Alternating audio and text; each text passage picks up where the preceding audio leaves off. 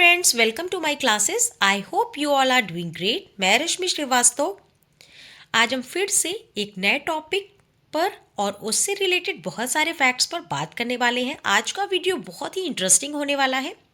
Believe me, आप मेरे साथ कंटिन्यू रहिएगा और लास्ट तक ये वीडियो ज़रूर देखिएगा। आपको एक एक फैक्ट बहुत ही आसान भाषा में समझ में आएगा। ठीक है। इकोनॉमी एक ऐसा सब्जेक्ट है जहाँ से आपके 8 से 10 क्वेश्चन हर एग्जाम में इजी वे में पूछ ही लिए जाते हैं। ठीक है। कुछ क्वेश्चन आपके सब्जेक्ट से पूछे जाएंगे जो कि आपके कुछ एक कॉमन क्वेश्चन होते हैं जो अक्सर पूछे ही जाते हैं, और कुछ क्वेश्चन आपके करंट अफेयर से लिए जाते हैं। तो हम आज एक एक करके सभी फैक्ट्स को देखते हुए चलेंगे, और आज का जो हमारा टॉपिक है वो आपने देख ही लिया होगा। ठीक है। तो एक एक करके हम सारे टॉपिक्स को क्लियर करते चलेंगे जो कि इकोनॉमी से रिलेटेड हैं।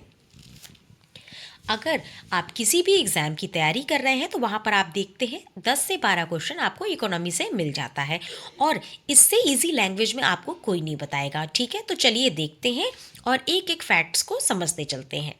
और अगर आपने मेरा इम्पॉर्टेंट टॉपिक ऑफ साइंस वाला वीडियो नहीं देखा है तो उसे ज़रूर देखिएगा। उसमें मैंने साइंस के कुछ इम्पॉर्टेंट टॉपिक्स को कवर किया है, जिससे आप साइंस का एक बेसिक स्ट्रक्चर अपने माइंड में क्लियर कर सकते हैं, और उससे आप एक एक फैक्ट, एक एक टॉपिक को कवर कर सकते हैं। सबकी प्लेलिस्ट बनी हुई है, वहाँ पर आपको सारे वीडियोस मिल जाएंगे। स्टार्ट करते हैं हमारा आज का टॉपिक। आज का टॉपिक है रेपो रेट। सबसे पहले तो समझते हैं कि आपकी इकोनॉमी में कुछ ऐसे टर्म्स यूज़ होते हैं, कुछ ऐसे आम भाषा में जिन्हें बोला जाता है। ठीक है। उन सारे टर्म्स को हम देखते चलेंगे। जैसे कि आपकी इकोनॉमी की लैंग्वेज में रेपो रेट बोलते हैं, बैंक रेट बोलते हैं। ठीक है। उसके बाद आपका रिवर्स रेपो रेट है, CRR है। ऐसे कुछ टर्म्स आपके यूज़ होते हैं। इन सब को हम देखते चलेंगे, इन सब पर आगे हम डिटेल में बात करेंगे। आज का जो हमारा टॉपिक है वो है रेपो रेट, यानी रेपो दर। रेपो दर किसे कहते हैं, सबसे पहले इसे समझते हैं, फिर इसे हम बहुत ही इजी लैंग्वेज में देखेंगे। रेपो दर वह दर होती है जिस पर वाणिज्यिक बैंकों को, ठीक है, रेपो दर वह दर होती है जिस पर वाणिज्यिक बैंकों को रिजर्व बैंक ऑफ इंडिया अल्पकालिक अवधि के लिए पैसा उधार देती है। ठीक है। अब देखिए, इसे ही रेपो दर कहते हैं। ये तो आपने समझ लिया आपकी बुक की लैंग्वेज। अब इसे आप लर्न कैसे करेंगे? सबसे पहले तो रिजर्व बैंक ऑफ इंडिया, आप सबको पता है, ये हमारे जो देश का सेंट्रल बैंक है ना। Reserve bank of India, reserve bank of India एक बड़ा बैंक हो गया, आप ऐसे समझ लीजिए। उसके बाद बाकी आप देखते हैं, आप अपना जो पैसा जमा करने जाते हैं तो आप, कोई स्टेट बैंक ऑफ इंडिया में जमा करता है, कोई बैंक ऑफ बड़ौदा में, कोई ICICI बैंक, है ना। इस तरीके से बहुत सारे छोटे छोटे वाणिज्यिक बैंक हैं। ठीक है। तो अब इसे हम समझेंगे कैसे? देखिए, जैसे कि रिजर्व बैंक एक आपका बड़ा बैंक हो गया, इसे आप अगर और इजी लैंग्वेज में समझना चाहते हैं तो आपके घर में जो आपके फादर हैं, समझ लीजिए वो रिजर्व बैंक है। ठीक। और घर में अगर 5 मेंबर हैं तो वो सब क्या हो गए? आपके वाणिज्यिक बैंक, यानी कि छोटे छोटे बैंक हो गए आपके, जैसे SBI है, BOB है ना, ICICI है, और भी बहुत सारे बैंक हैं। तो इस तरीके से आपने समझ लिया। अब आपको आपके फादर से, अब सभी बैंकों को क्या है, आपको आपके फादर से पैसा चाहिए। ठीक। रिजर्व बैंक क्या है? फादर हो गए, और बाकी के बैंक क्या हो गए? घर के सारे मेंबर हो गए। अब बाकी के बैंक को, बाकी के मेंबर्स को जब फादर से पैसा चाहिए तो हम उनके पास जाएंगे। ठीक है। अब हम उनके साथ कंडीशन रखेंगे, और जब आपको कोई पैसा देता है तो उसके साथ आपको कंडीशन देता है ना। कोई आपको ऐसे ही तो पैसा दे नहीं देगा। और कंडीशन के साथ साथ देखिए, किसी भी चीज़ की दो डिमांड होती है ना, एक तो उस पर वो कंडीशन लगाएगा, और एक उसके साथ साथ उसे कुछ चाहिए, ऐसे ही तो आपको कोई दे नहीं देगा, है ना। तो हुआ क्या?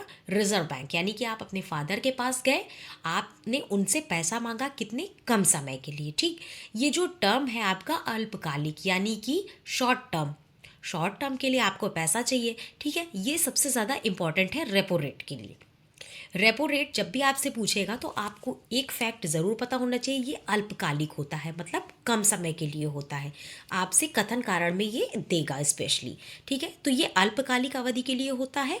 और जब आप अपने फादर से, यानी आप हो वाणिज्य बैंक और आप अपने फादर से यानी आरबीआई से पैसा मांग रहे हो, ठीक है।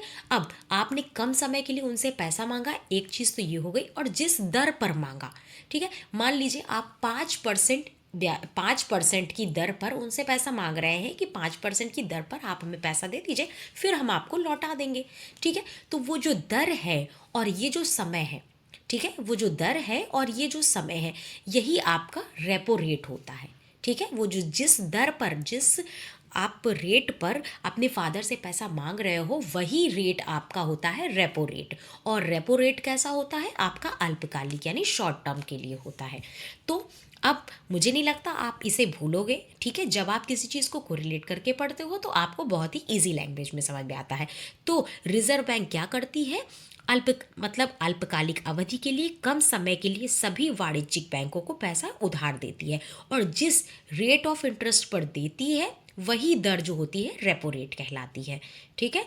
अगर हम प्रेजेंट टाइम की रेपो रेट की बात करते हैं तो वो है 6.50%। ये भी आपको याद रखते हैं, ये टाइम टू टाइम चेंज होती रहती है, इसे आपको डे टू डे अपडेट करते चलना है, ठीक है। तो रेपो रेट आपको समझ में आ गया। अब चलते हैं हमारे नेक्स्ट फैक्ट जो है उसको देखते हैं। अब है आपका बैंक रेट। बैंक रेट क्या होता है, ठीक है। सबसे पहले आपने रेपो रेट को समझा, रेपो दर होती क्या है। अब हम समझते हैं बैंक रेट। देखिए, वह दर जिस पर रिजर्व बैंक वाणिज्यिक बैंकों और वित्तीय संस्थाओं को दीर्घकालिक ऋण प्रदान करता है, ठीक है, उसे ही बैंक दर कहते हैं। अब देखिए, यहाँ पर बात क्या कर रहा है, जैसे आपसे रेपो रेट और बैंक रेट में डिफरेंस पूछेगा तो देखिए, एक चीज़ तो इनमें कॉमन है भाई, जैसे वो बैंक रेट लगाएगा या वो रेपो रेट लगाएगा, दोनों में एक चीज़ तो कॉमन ही है कि वो जिस रेट पर यानी जिस रेट ऑफ इंटरेस्ट पे दे रहा है उसी को बैंक रेट या फिर रेपो रेट कहते हैं। वो तो एक कॉमन सा वो लगाएगा। बट यहाँ पे जो आपको लर्न करना है वो ये है कि जो रेपो रेट होता है वो आपका अल्पकालिक होता है और जो बैंक रेट होता है वो दीर्घकालिक होता है। आपको इसे मैं आगे समझाऊंगी तो आपको बहुत ही अच्छे से क्लियर हो जाएगा, ठीक है। तो आपको याद रखना है कि बैंक रेट लंबे समय के लिए होता है और जो आपका रेपो रेट है वो अल्पकालिक यानी कुछ समय के लिए ही आप उधार लेते हैं आरबीआई से पैसा। दोनों में आप पैसा आरबीआई से ही उधार ले रहे हैं, ठीक है। यानी कि वाणिज्यिक बैंक आरबीआई से ही उधार ले रहे हैं, लेकिन एक अल्पकालिक होता है और एक दीर्घकालिक होता है। और प्रेजेंट टाइम की बात करते हैं तो जो बैंक रेट है वो 6.75% है। ये भी आपको याद रखना है। और ये सेम नहीं रहता है, इसे आपको डेली टू डेली या फिर आपको कुछ दिन में इसे अपडेट करते रहना चाहिए क्योंकि ये चेंज होता रहता है, ठीक है। और यह दीर्घकालिक मुद्रा बाजार में ब्याज दरों को प्रभावित करता है। तो इस तरीके से हमने बैंक रेट और रेपो रेट के बारे में जाना। आइए इसे हम डिटेल में समझ लेते हैं। अब जैसे कि यहाँ पर कुछ फैक्ट दिए हुए हैं, कुछ टर्म्स दिए हुए हैं, ठीक। अब देखिए, ये तो बात हो गई रेपो रेट और बैंक रेट क्या होता है। अब यहाँ पर आपको दिया है landing rate of bank. Landing rate of bank ये होता क्या है, इसे समझते हैं। इसे पहले आसान लैंग्वेज में समझते हैं कि जैसे देखिए, लोन यानी कि उधार, ठीक है। जैसे कि जब हमें आम जनता को उधार चाहिए होता है, जो आम पब्लिक है उसे उधार चाहिए होता है, तो आप उधार लेने के लिए आरबीआई के पास तो जाते नहीं हो, है ना। अभी हमने पढ़ा ना रेपो रेट और आपका बैंक रेट। आपको जब उधार चाहिए होगा यानी लोन चाहिए होता है आम पब्लिक को, तो वो किसके पास जाता है? वो वाणिज्यिक बैंकों के पास जाता है या फिर अदर वित्तीय संस्थाओं के पास जाता है। जैसे कि कोई एसबीआई गया, कोई बैंक ऑफ बड़ौदा में किसी का अकाउंट है ना। तो इस तरीके से आप वाणिज्यिक बैंकों के पास जाते हो लोन लेने के लिए। और जब वाणिज्यिक बैंक को उधार की ज़रूरत होती है तो वो जाता है आरबीआई के पास। अभी हमने क्या पढ़ा? अभी हमने पढ़ा कि आरबीआई से मान लीजिए एसबीआई ने लोन लिया, ठीक। अभी हमने बात की ना रेपो रेट और बैंक रेट की। आरबीआई से मान लीजिए एसबीआई ने लोन लिया या उधार लिया, कितने परसेंट की दर पर लिया? आपकी मान लीजिए रेपो रेट में क्या होता है कि आरबीआई से आरबीआई से एसबीआई ने उधार लिया 8% की दर पर, 8% की दर से अल्पकालिक समय के लिए उधार ले लिया, लोन ले लिया। ठीक, ये तो हो गया आपका क्या चीज़, रेपो रेट। अभी हमने ऊपर पढ़ा कि ये तो हो गई रेपो रेट। उसके बाद अब आपसे अगर क्वेश्चन पूछता है कि लैंडिंग रेट ऑफ बैंक क्या होता है, तो लैंडिंग रेट ऑफ बैंक ये होता है कि जैसे मान लीजिए एसबीआई है, यहाँ पर आपको एसबीआई दिया हुआ है, बट यहाँ पे कोई भी बैंक आप ले सकते हैं, एसबीआई की जगह बीओबी भी आप ले सकते हैं, आईसीआईसीआई बैंक भी ले सकते हैं। अब मान लीजिए स्टेट बैंक ऑफ इंडिया। ठीक, अब हमें जब उधार चाहिए होता है तो हम कहाँ जाएंगे, हमारा अकाउंट जिस भी बैंक में होगा हम वहीं जाएंगे। ठीक है, अब हमें बैंक जिस दर पर उधार दे रही है, ठीक है, मान लीजिए बैंक ने आरबीआई से 7% पे, यहाँ पे 8% दिया है, आप मान लीजिए 8% पे, 7% पे बैंकों ने क्या किया, आरबीआई से लोन ले लिया, उधार ले लिया। ठीक, अब बैंक क्या करेगी, बैंक जब आम पब्लिक को उधार देगी, भाई बैंक ने तो उससे उसमें 8% मिल गया, अब बैंक क्या करेगी, बैंक आम पब्लिक को जब उधार देगी, है ना, आम पब्लिक को उधार देगी, तो अब वो कुछ बढ़ाकर ही आपसे, मतलब आपको जब लोन देगी तो वो कुछ बढ़ाकर ही इंटरेस्ट लगाएगी। अब उसने कितना लगाया, उसने 11% की दर पर जो है क्या किया, हमें लोन दिया। ठीक, आरबीआई से उसने कितने परसेंट पर लिया, 8% पर लिया, कम समय के लिए, रेपो रेट हो गया। ठीक, अब जब जो वाणिज्यिक बैंक यानी एसबीआई है, वो जब आम पब्लिक को लोन देगा तो वो कितने परसेंट पर देगा, 11% पर। यहाँ पर आपको समझाने के लिए दिया गया है। ठीक, अब 11% की जिस दर पर वो आम पब्लिक को लोन दे रहा है यानी उधार दे रहा है, वही जो 11% की दर होती है वही लैंडिंग रेट ऑफ बैंक कहलाती है। ठीक है, तो इस तरीके से ये पूरा प्रोसेस चलता रहता है। ठीक है, इसको आप आसान भाषा में भी समझ सकते हैं, जैसे कि जब आप कोई सामान खरीदते हो, आपने किसी से कोई सामान खरीदा, ठीक, तो आपने उससे 10 रुपये में मान लीजिए लिया। ठीक, अब अगर आप उसे बाहर उसे दोगे तो आप उसमें 1-2 रुपये बढ़ाकर ही दोगे ना, आपको भी तो उसमें प्रॉफिट चाहिए होता है। ठीक है, तो यहाँ पर वही जो 11% का जो दर है ना, वही लैंडिंग रेट ऑफ बैंक कहलाता है। ठीक है, आई होप आपको ये अच्छे से टॉपिक क्लियर हुआ होगा, समझ में आया होगा। और आपके एग्ज़ाम में स्पेशली जो पूछा जाता है वो है repo rate, reverse repo rate, bank rate.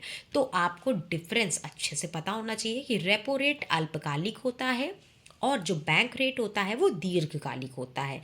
ठीक है, इसमें आपको बिल्कुल भी कंफ्यूज नहीं होना है। जब बहुत सारे टर्म्स होते हैं तो आपको एक छोटा सा टर्म्स लेके चलना होता है, जिससे आप पूरे टॉपिक को अच्छे से क्लियर कर सकते हो।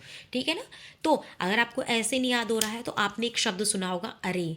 अरे हम शब्द यूज़ करते हैं ना बहुत सारी चीज़ों के लिए, तो अरे ऐसा हो गया, अरे क्यों हो गया ये चीज़। तो आ से अल्पकालिक और रा से रेपो रेट, अरे रेपो रेट। ठीक है, ऐसे भी आप इसको याद कर सकते हो। जब आपको पता है कि रेपो रेट अल्पकालिक होता है तो ऑब्वियस सी बात है बैंक रेट दीर्घकालिक होगा।